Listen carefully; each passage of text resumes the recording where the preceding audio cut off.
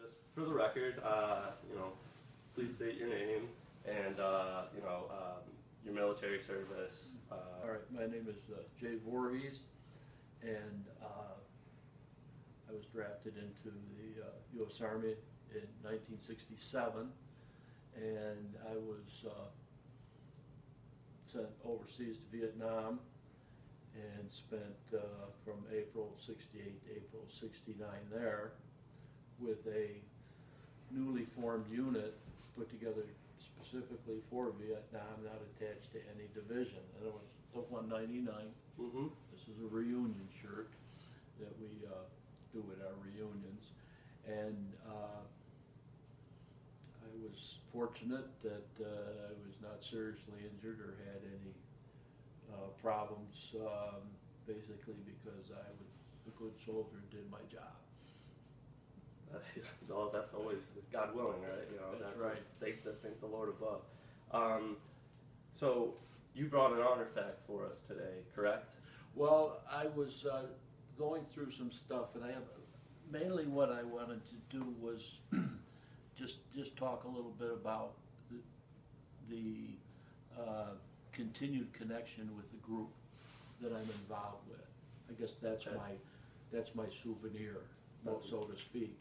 And we started getting together in this right here in 1988 was our first reunion in St. Louis, and one of our members put this calendar together for us, and it shows each month with a different one of our reunions, the reunion group together, and maybe a little snapshot of something that was going on. That's great. So this is very important to me as like I say, a souvenir of the people that I was associated with, that we have continued to stay associated with over the years. I have another reunion, actually two reunions, one coming up next month in Georgia at Fort Benning, which was the brigade, which is the whole unit, and then we will be getting together in September with this group in Branson, Missouri, which is the company level reunion. And we have been from Boston to Florida to Seattle to Reno, and we've covered a lot of ground, Washington, D.C. So it not only gives us an opportunity to get together we were doing it every 3 years, and we thought as we get older we better narrow this down. We do it every 2 years now. And like I said, we will be meeting this time in Branson, Missouri, and the numbers are starting to dwindle of the members, but at the same time we still continue to look for more members, people that we're associated with and involved in our unit, and we still seem to find people. That's one of the ways we do this is I wear this shirt to veterans events, and somebody will see it and say, yeah, I was in that unit, and we encourage them to become part of the group. Being a very small unit, you don't find a lot of members. As I said, our unit was put together specifically for Vietnam in 1966 and came home in 1970 with 4 years of service in Vietnam, of which 4 years we lost about 750 people, which is not very good odds for the size of the unit. So we have a lot of connections, not only with that, but also with the memorial on the wall in Washington, D.C., where all the names are listed of our fellow members, some of them of which I was quite close. Really? So you are very, very active and with your volunteer work and the VA, and keeping track with your fellow comrades. Does this help bring your unity as together for a group? And I'm sorry, let me rephrase where I'm trying to get at.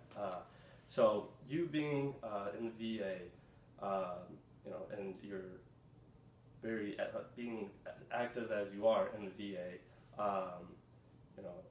have you met new people, and the people that you have met, have they, have you guys shared stories with each other, or is it more or less like you guys are there for support and to like maybe take your mind off? Yeah, I use the word therapeutic is what I call it, in connection with these people, and not only with the people I served with, but other veterans. There is a common bond, and I think that once you start up a conversation and can find something in common to talk about, it starts to create a relationship which is not available to too many other people. We consider ourselves a bit unique. For many years, as when we first started to come back from Vietnam, we were ignored and shunned and not really looked too highly upon as veterans. That's changed considerably over the years, whereas there was a time when people would not admit to that fact, and now it seems to be the point where people that weren't veterans are trying to claim some fame. Something to it. And we watch out closely for those people. They're very easy to find, the people that are what we call the phonies or the stolen valor. As a matter of fact, that there's a very good book out, very long book called Stolen Valor, which dealt with phony veterans and so forth. It was written by one of the people from our unit. That's great. And from that book, federal legislation was created, which was actually called the Stolen Valor Act, which made it a punishable crime to impersonate. So it's so you're can you say that the bond between the members of the VA now, is that the same kind of bond that you guys had over while you were serving in Vietnam? Yeah, well, I would say it's very similar. We experienced probably the most extreme conditions you'll ever experience, and that you could ever think of experiencing. And those kind of conditions certainly draw people together and are forever lasting. And I find it therapeutic to discuss it, to get people to come out and discuss their experiences that they've held in them for years. And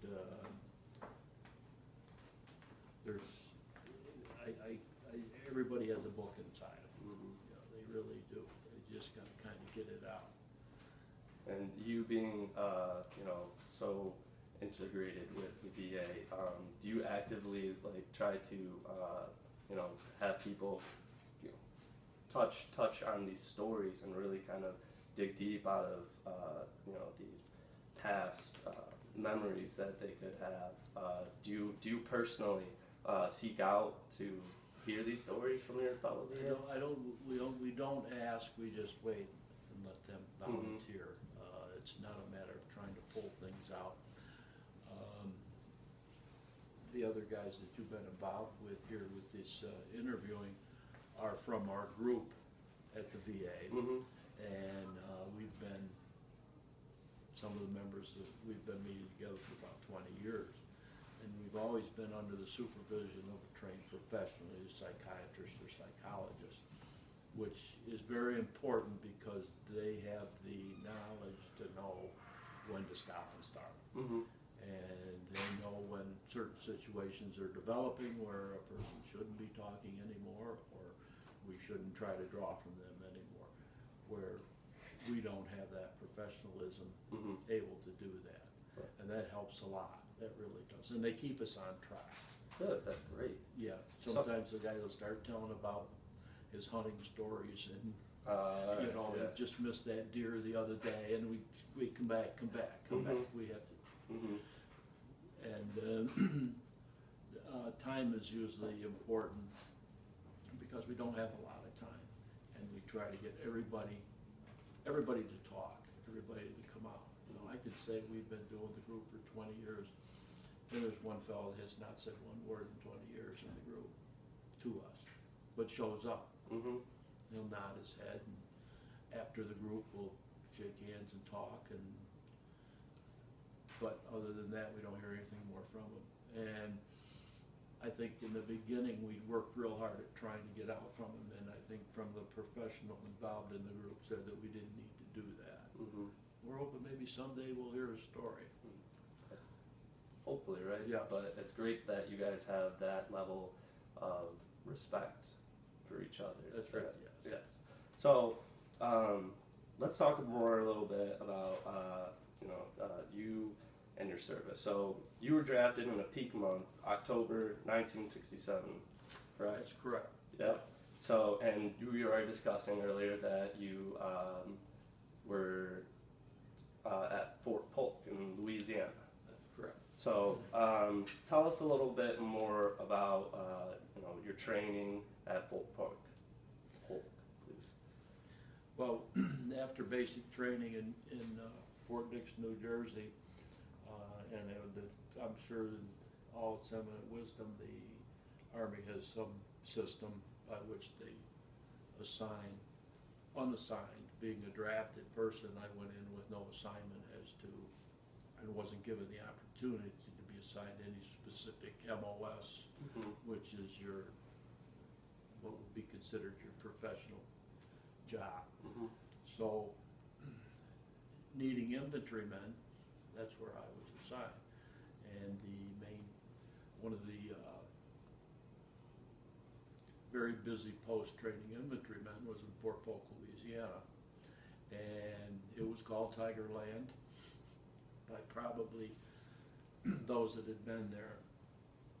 A lot of physical training, Mm-hmm. a lot of physical training. I always felt too much physical training. That's why I refused to run anymore. Oh. Out of the Army, I said, I'm not running Uh-huh. anymore. I did my share. Besides, you can't outrun a bullet, so what difference does it make? But the training was specifically for Vietnam. Mm-hmm. It was based on what had already been learned, mistakes had already been made, and what we were to expect. The training was too short, though, in my opinion, in comparison to what training they do today. Navy SEALs will train together for years before they serve anywhere. Army Rangers, the same way they serve together as a group. They know everybody's every move. They're inside each other's heads. They really are, a professional unit, where we weren't so much a professional unit. We learned the basic skills, rifleman. I was a mortarman. We learned jungle survival to a certain degree. And then when we ended up our training, we were assigned to a unit as the new guy. And the new guy knew nothing. Mm-hmm. According to the guys that were already there. This new guy knows nothing, so we've got to retrain him and orient him to what he can really expect, Mm-hmm. so that he doesn't get himself killed or he doesn't get us killed. Right. And that was probably as much a part of the training as actual training that the Army provided, because these old guys, as we call them, that had been there for 6 months or 7 months before we had the experience to help the new guys along. And that's where, as we get together as reunions, sometimes we overlapped our tours. Some of us were old guys, some of us new guys, some of us had actually served before we even got there, some afterwards. Then I, in return, would do the same thing. Mm-hmm. After I'd been there for a while, when the new guys came in, it was, my obligation to train them and to enlighten them to what they could really expect. So it was, if it was such a thing as on-job training, that was certainly on-the-job training there. That's a big responsibility. How old were you when you were first drafted?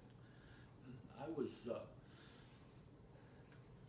I was 20 at the time, and I had spent a couple of years in college, and probably wasn't really into it, but it was a good stall tactic to keep from getting drafted as long as you stayed in college.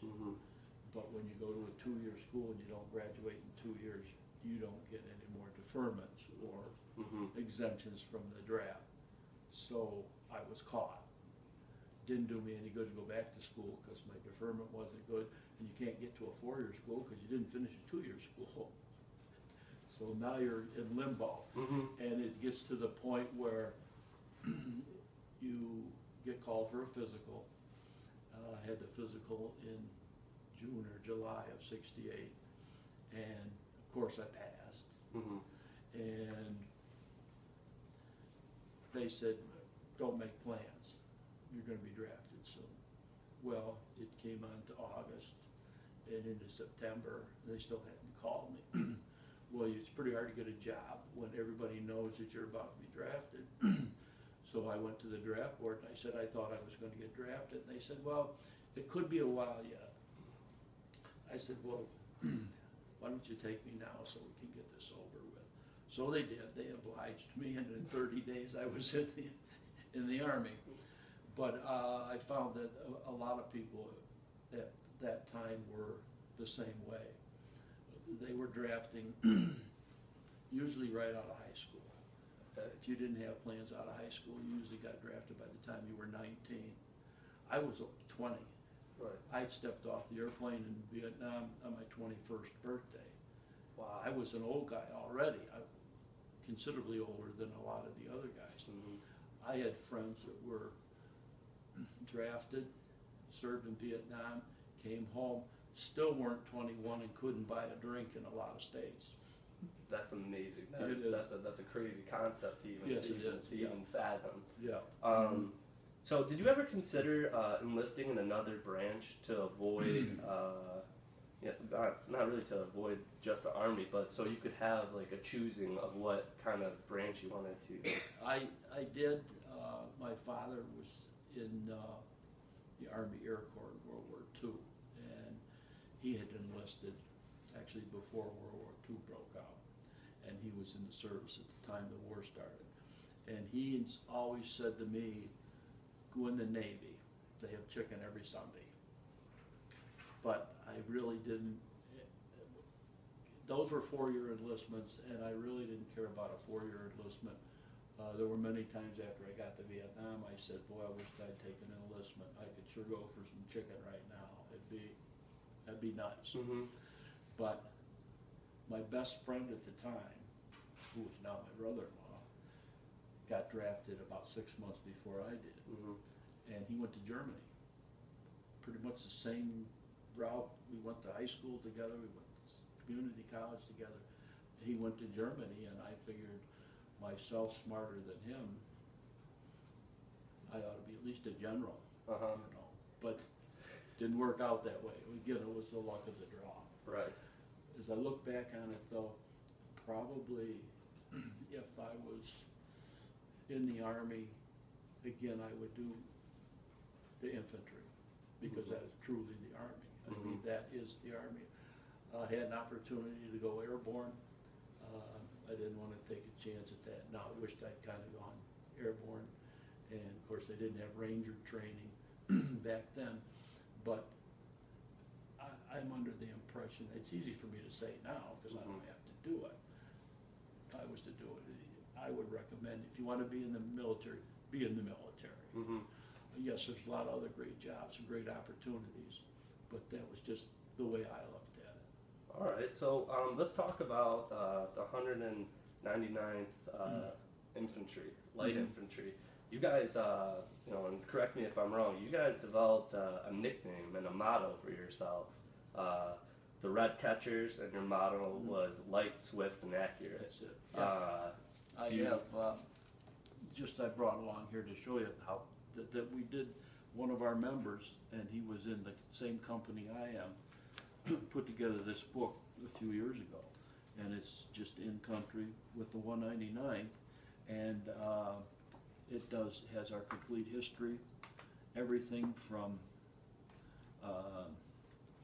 our awards and honors.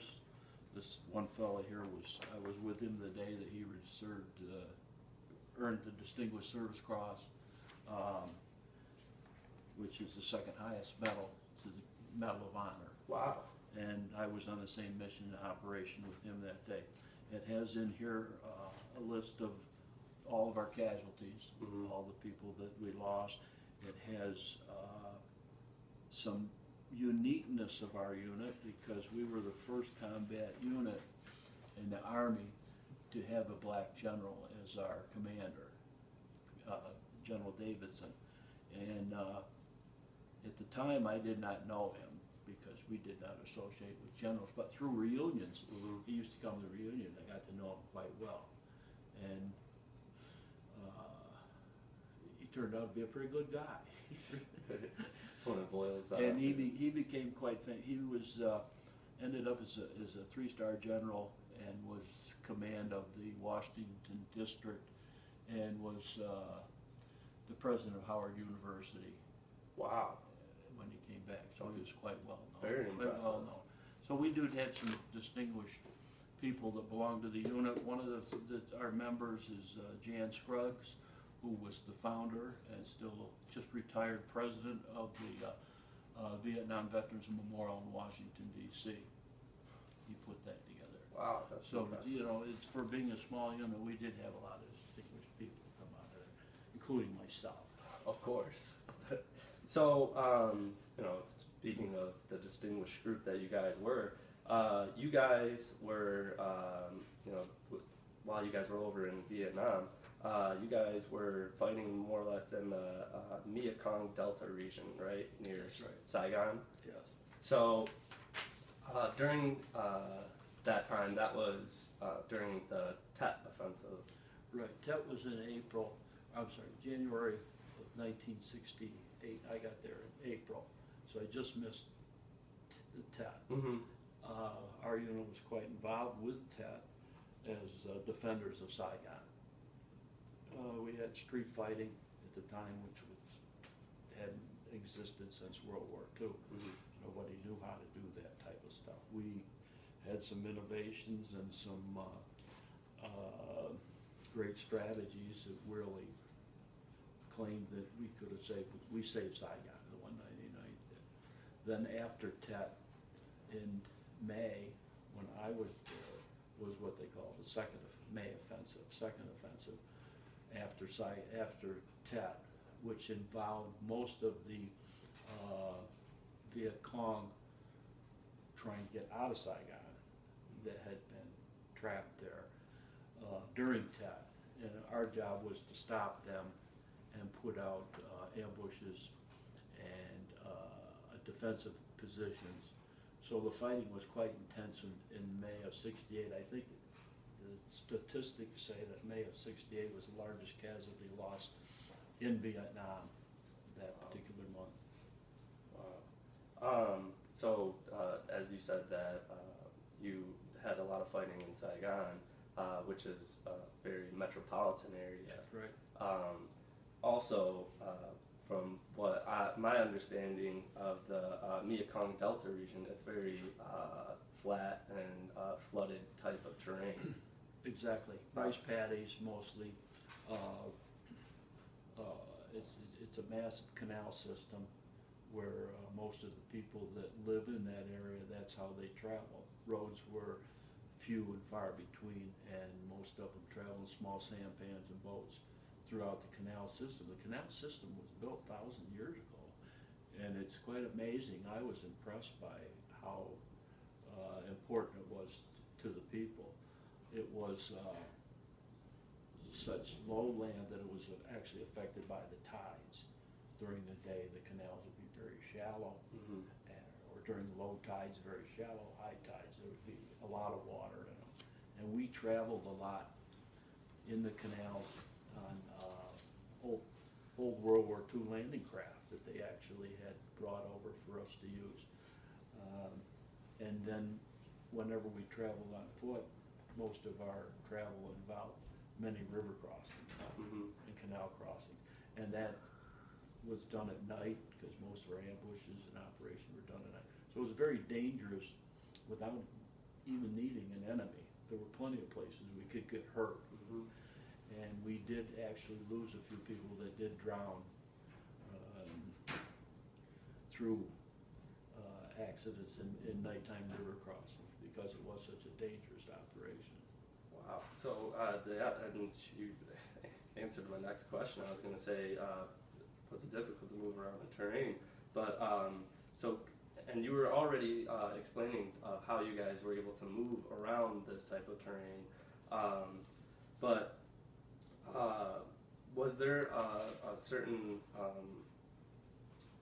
how do I want to phrase this, name to like the type of way you guys were able to maneuver around these tough terrain?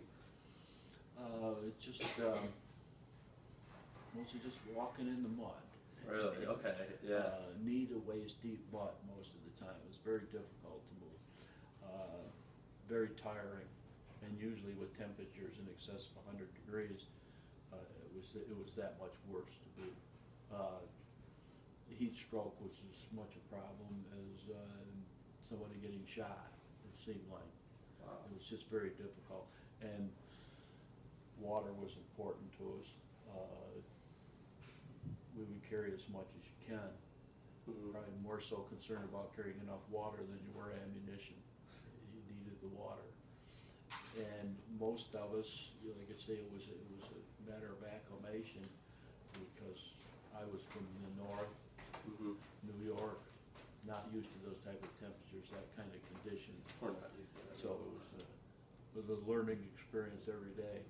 So was it fair to say that that just surviving the elements was almost primary than worrying about the Viet Cong as well? Yes, I say that quite a bit, that we really didn't need an enemy. We had malaria, we had rats, we had snakes, we had kids playing with hand grenades, you know, that kind of stuff. There was just an element to the climate that created very difficult conditions. Mosquitoes were bigger than airplanes. It seems like sometimes they just always found us, and there was very rarely was there any relief from them. Wow. And so when you arrived in Vietnam, this was during like the rainy season, correct? Yes.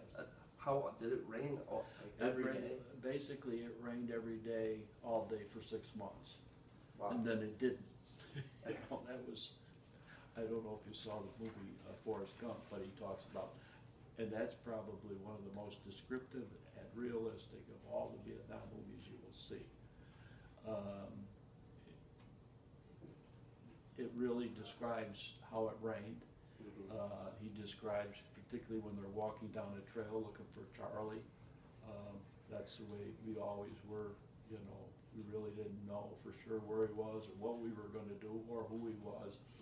And the association with him and Bubba was like most guys were, very close to each other, situations like that.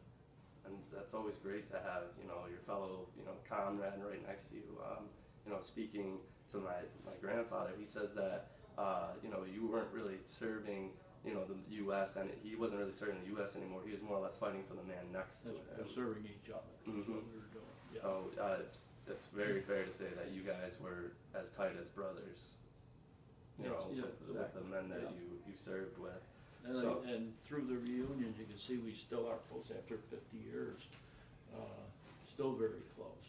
We watched each other have families, get married, grow up. Since then, you know, it's been a whole nother life. The experience is priceless, but to do it again is priceless again. You would not do it for any amount of money ever again. But the fact that you did it and you experienced it, that was priceless. So I guess I kind of feel the same way. Yes, I mean the experience I got it was worth a lot, but not to go back and do it again. To begin with, I consider myself older and wiser, and I would be the one probably questioning authority, asking why things have to be done. That's why when you're younger and most of the kids just did what they were told. They didn't have the knowledge, they didn't have the experience, the maturity to even question or think about anything. It was just do, and that's all. So yeah, it was not something that I would go back and do again.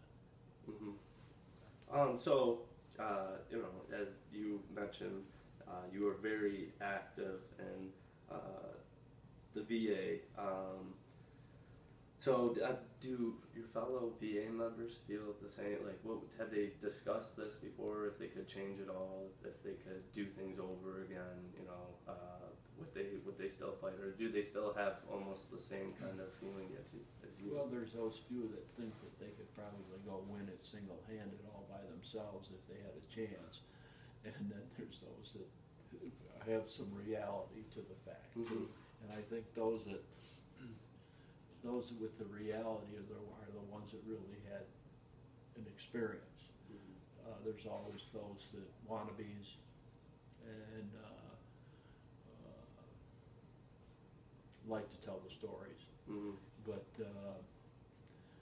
I belong to the VFW, American Legion, DAV, VVA, you name it. I belong to all those organizations and associate with the people in there, and they're all pretty good people.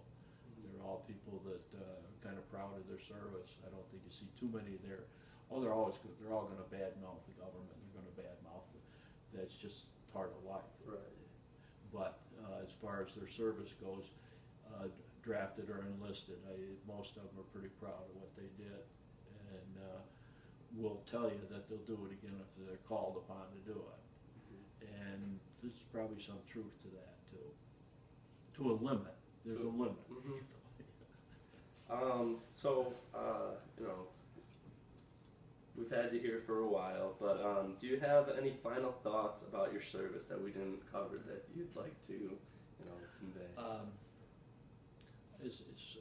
I appreciate what you're doing, and basically keeping history in the forefront. I love history myself. That's all I read. I don't read fiction. I just always read history. I've probably read every book that was ever written on Vietnam, and I would say that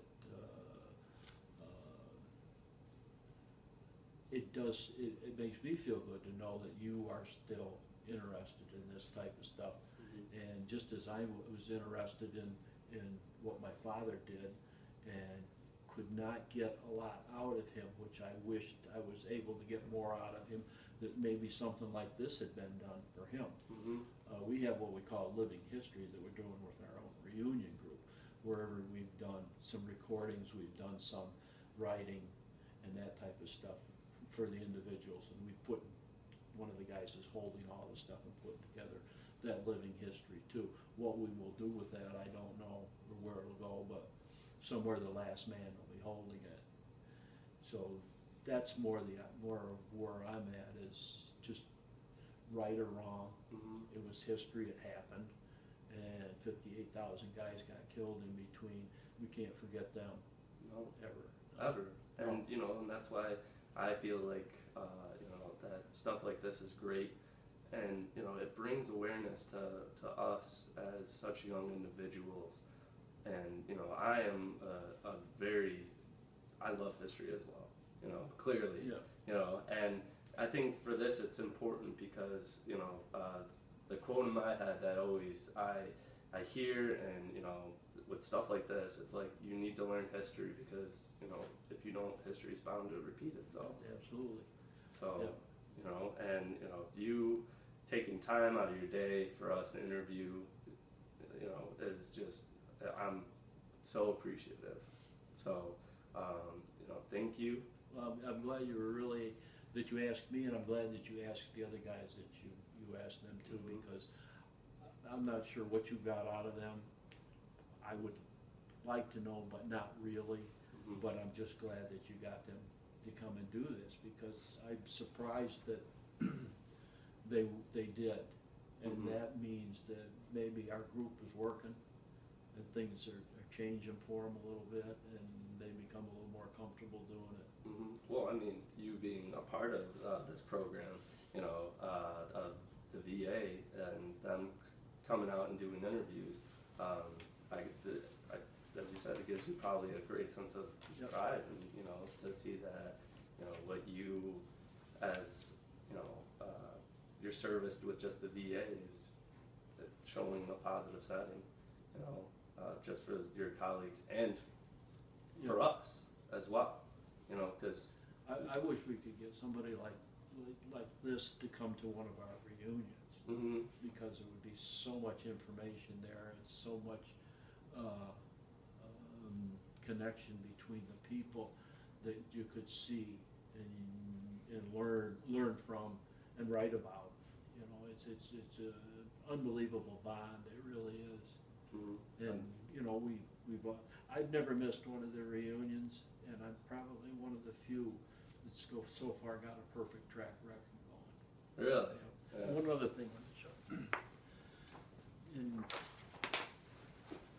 picture, right page here. Oh, right there in the back. That memorial, the 199th with our patches there, is down in Columbus, Georgia, at Fort Benning. Mhm. I was asked back in the 80s, 88, 89, I think we did this, to be the committee chairman to raise the finances to pay for this. Mhm. And then we had some other guys that worked on the design committee, and they have what they call Sacrifice Field at Fort Benning, which was where the unit was put together. That was our connection. Many units from World War I, Korea, World War II, and Vietnam have monuments there, memorials to Mhm. their unit. And we were able to raise for this. It probably cost in excess of $60,000 with the plaque and all the stuff. We had to have a ground site prepared for it, and we had a company in Georgia that made the marble for us. All of our units that were attached to us are listed here, and this bronze plaque has the name of all the generals that served for us. They built a new infantry museum in Fort Benning a few years ago, and the old museum, which was on the grounds where this is, was no longer in use. So the government said, we will move all the monuments over to the new museum. Of course, a $380 million infantry museum there at Fort Benning. It's just outside the fort, so you don't have to go in the fort to see it now, where this one was inside the fort, so usually sometimes it was restricted. We had to raise $20,000. Well, they said they would move it. We said, how soon are you going to move it? Yeah. And they said, well, it'll take a while. We don't know for sure. Well, which means maybe never. Mhm. So we raised another $20,000 and had our monument moved over to the new museum on our own. Wow. And we were the first one that moved over there. So we got prime spot. And other units have followed suit and moved their units over there too. But we're talking 1st Cav, 1st Division, big units, a lot bigger than our unit, that also have their monuments moved over. So I'm quite proud of that, and as with the other guys in the committee that were able to put it together. We had a great dedication and banquet and everything when we dedicated. But it took quite a few years to put it all together. But it was, like I say, it's unique in itself. And can anybody, if you're driving through, can you just stop? And, Yeah, you know, can go to the assuming it's museum open? at any time. There's no cost to go in the museum. It's my cousin he has the gift shop in the museum. He has one of the largest military supply companies in the country that is in Columbus, Georgia, and he's one of the big sponsors of the museum, a big contributor. He is the only civilian that is been inducted into the Ranger Hall of Fame. And so we have family connections down there in Columbus, so we're going down next month anyway for the reunion, which will be the 50th reunion, because it was in 1966 that the 199th went to Vietnam. Wow. So it's gonna be. Do you think there's gonna be quite a turnout? Oh yeah, Yeah. it'll be a good time. It I really will. can We've already filled 3 hotels, so it's Wow. Yeah. Wow. So you know, I can see you being very excited. And then we get the VIP treatment at the fort because the 199th has been reestablished as a training brigade at Fort Benning. So they do wear that patch there on the fort. So we are treated very well when we go there. So we'll get tours and get to eat with the troops, which is it a going lot to of be your fun. first time going visiting? No, No, okay. I've been there before. Okay, Yeah. all right. So I mean, obviously, do you feel a great sense of pride seeing Yeah. others wear that patch? Oh yeah, when we see that patch. I have a ring, so it's Oh, okay. so it's always Yeah. with me. It's always with me. Uh huh. It's always with me.